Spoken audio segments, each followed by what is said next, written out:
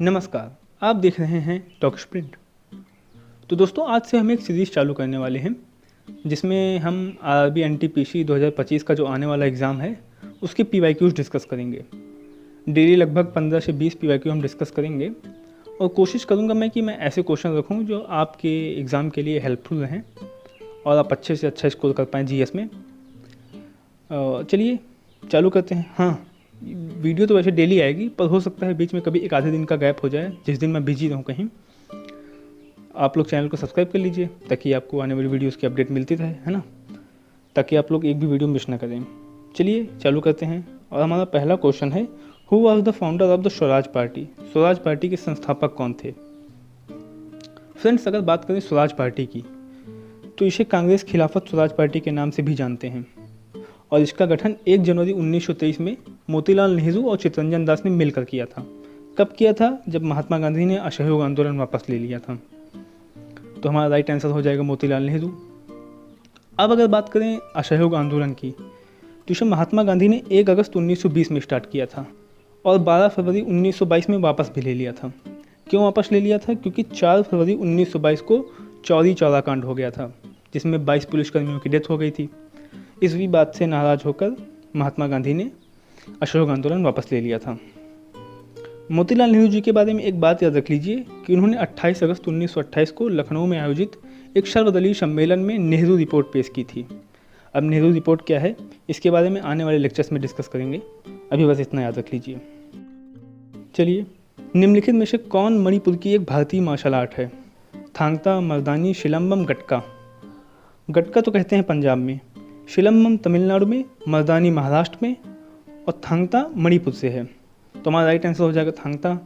अब आप बताइए कि केरल में क्या कहते हैं, एमपी में क्या कहते हैं और यूपी में क्या?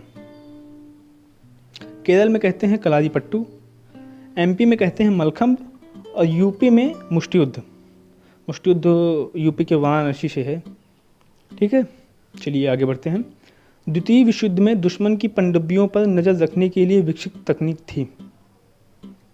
तो दोस्तों, सेकेंड वर्ल्ड वार जो है वो 1939 से 1945 तक चला था और इसमें फाइनल में जाके मित्र राष्ट्रों की जीत हुई थी जब जर्मनी ने सरेंडर कर दिया था। तो उनकी जीत में ये दो टेक्नोलॉजी जो हैं, रडार और सोनार, इन्होंने बहुत ही अहम भूमिका निभाई थी। अब रडार का यूज़ जो करते हैं वो हम हवा में उड़ रही चीज़ों का पता लगाने के लिए करते हैं कि कोई प्लेन तो नहीं आ रहा है, और सोनार का यूज़ हम करते हैं पानी के अंदर की चीज़ों को पता लगाने के लिए, पानी के अंदर की गहराई पता लगाने के लिए।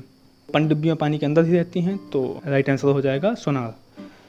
इको लोकेशन क्या होता है कि जब चमगादड़ जैसे उड़ते हैं तो वो साउंड वेव्स छोड़ते रहते हैं कि अगर सामने से कोई इंसेक्ट वगैरह आ रहा हो तो ये साउंड वेव्स उससे टकरा कर वापस आएंगी, जिससे उन्हें पता चल जाएगा कि हाँ, सामने से कुछ आ रहा है।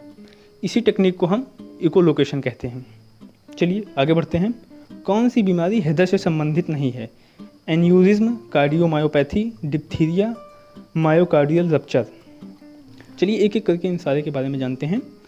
एन्यूरिज्म की वजह से आर्टरीज जो होती हैं उनमें वीकनेस आ जाती है और वो बड़ी हो जाती हैं, तो ये भी हार्ट से रिलेटेड हो गई क्योंकि आर्टरीज भाई हार्ट से ही निकलती हैं, कनेक्ट हैं।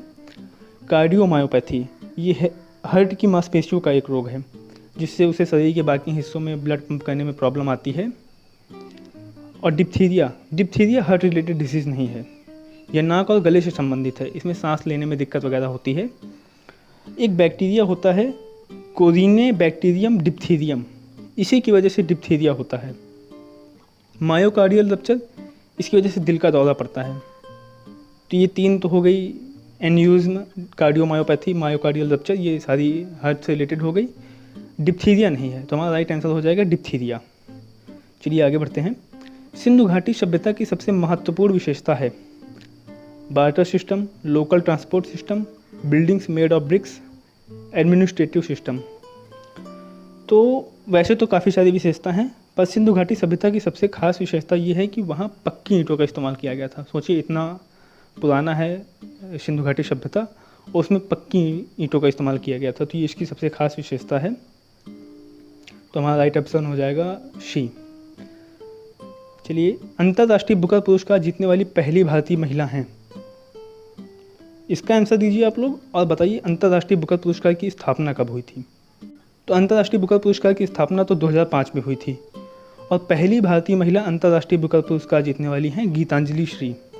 इनकी पुस्तक रेत समाधि के लिए इनको मिला था।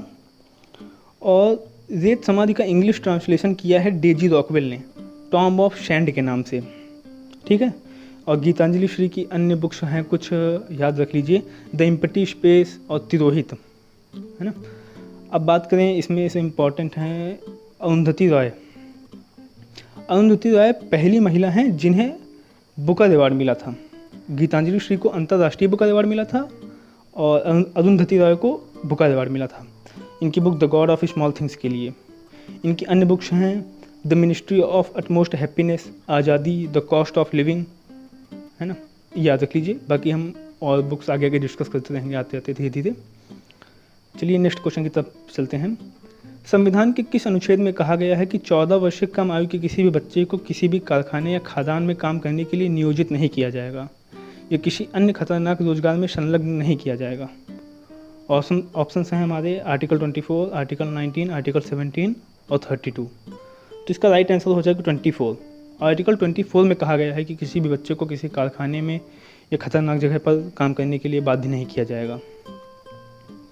निम्नलिखित में से उस उद्योग का चयन करें जिसमें माल का उत्पादन उत्पादक के घर में होता है। तो इसका राइट आंसर हो जाएगा कुटीर उद्योग।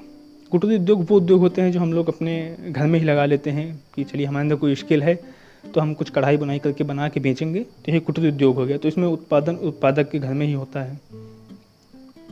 अंतरिक्ष विभाग की स्थापना कब हुई थी?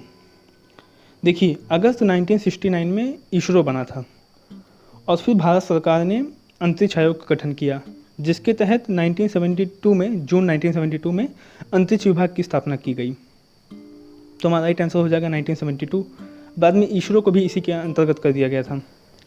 हमारा सेकंड ऑप्शन है 1963। 1963 में केरल के थुम्बा में भारत का पहला रॉकेट प्रक्षेपण केंद्र स्थापित किया गया था, Thumba equatorial rocket launching station. इसी का नाम बदलकर बाद में विक्रम साराभाई स्पेस सेंटर बना दिया गया। हमारा थर्ड ऑप्शन है 1954। 1954 में ट्रॉम्बे मुंबई में भाभा एटॉमिक रिसर्च सेंटर की स्थापना हुई थी। और हमारा फोर्थ ऑप्शन है 1969, जिसका मैंने बता दिया कि 1969 में इसरो की स्थापना हुई थी। जल में घुलनशील विटामिन है B, C, K, both A and B. इसका आंसर है both A and B. Vitamin B and C दोनों जल में घुलनशील हैं। इसके अलावा सारे विटामिन के, ई, डी, ए, ये सारे वसा में घुलनशील होते हैं, फैट सोल्यूबल होते हैं। अब इसको याद कैसे करेंगे कि KEDA, कीड़ा जो है वो पानी में नहीं घुलता, वो वसा में घुलेगा या फिर कहीं और घुलेगा, ठीक है, ऐसे याद कर लीजिए आप लोग। इंडिया जस्टिस रिपोर्ट 2025 के अनुसार आखिरी स्थान किस राज्य का है? तो सबसे टॉप पर तो इसमें है कर्नाटक, सेकंड नंबर पर है आंध्र प्रदेश, थर्ड पर है तेलंगाना और सबसे लास्ट में है वेस्ट बंगाल। तो हमारा राइट आंसर हो जाएगा वेस्ट बंगाल। लद्दाख राज्य भाषा अधिनियम 2025 के तहत किन दो भाषाओं को पहली बार लद्दाख की आधिकारिक भाषा के रूप में मान्यता दी गई है? तो दोस्तों अभी हाल में हुआ क्या है कि लद्दाख का एक एक्ट था, लद्दाख ऑफिशियल लैंग्वेज एक्ट 2025, जिसे हाल ही में हमारी प्रेसिडेंट द्रौपदी मुर्मू ने अप्रूवल दे दिया है। तो इससे होगा क्या कि लद्दाख में 5 ऑफिशियल लैंग्वेज हो जाएंगी। 3 तो पहले से थी, हिंदी, उर्दू और इंग्लिश। अब 2 और ऐड हो जाएंगी इसमें, भोटी और पुर्गी। तो हमारा राइट आंसर हो जाएगा भोटी और पुर्गी। मानव नेत्र पर बना प्रतिबिंब होता है वास्तविक एवं उल्टा, काल्पनिक एवं उल्टा, काल्पनिक एवं सीधा, वास्तविक एवं सीधा। तो हमारा राइट आंसर हो जाएगा वास्तविक एवं उल्टा। ह्यूमन आइज में जो इमेज बनती है वो वास्तविक एवं उल्टी बनती है। मैनोमीटर का प्रयोग किसे मापने के लिए किया जाता है? इसमें कोई ऑप्शन नहीं है, इसे आप लोग ऐसे बताइए, नहीं तो मैं बताता हूँ आपको। इसका आंसर हो जाएगा गैस का दाब, प्रेशर ऑफ गैस, ठीक है। तो आज की वीडियो के लिए इतना ही, मिलते हैं आपसे नेक्स्ट वीडियो में। तब तक के लिए take care and bye bye. देखते रहिए टॉक स्प्रिंट।